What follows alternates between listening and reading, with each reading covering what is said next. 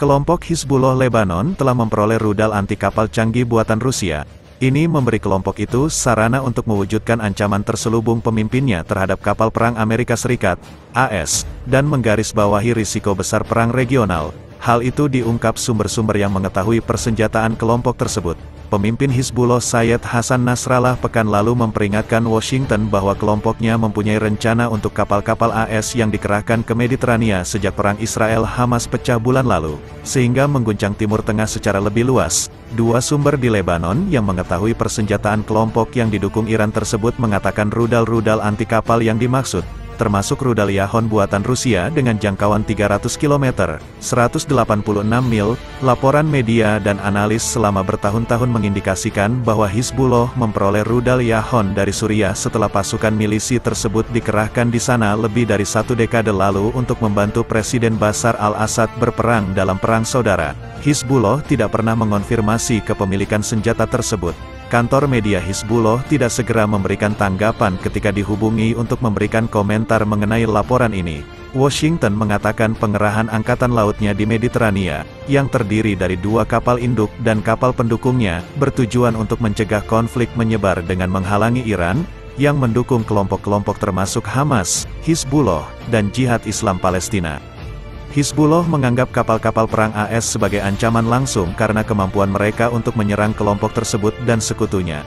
Nasrallah mengatakan dalam pidatonya pada hari Jumat lalu, kapal perang AS di Mediterania tidak membuat kami takut, dan tidak akan membuat kami takut. Kami telah mempersiapkan armada yang Anda ancam, katanya. Gedung Putih mengatakan setelah Nasrallah menyampaikan pidatonya pada hari Jumat bahwa Hizbullah tidak boleh mengeksploitasi perang Hamas-Israel, dan Amerika Serikat tidak ingin melihat konflik meluas ke Lebanon. Salah satu sumber mengatakan kemampuan senjata anti kapal Hizbullah telah berkembang pesat sejak tahun 2006, ketika kelompok tersebut pertama kali menunjukkan bahwa mereka dapat menyerang kapal di laut dengan menyerang kapal perang Israel di Mediterania selama perang dengan Israel.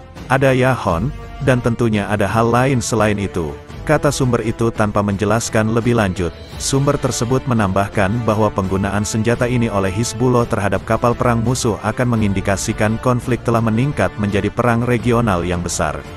Kedatangan armada tempur militer Amerika Serikat, AS ke Israel sejak awal Oktober tahun 2023 lalu, dianggap sebagai ancaman tak hanya bagi pasukan Hamas Palestina, tetapi juga bagi milisi Hizbullah Lebanon, yang berafiliasi dengan Republik Islam Iran.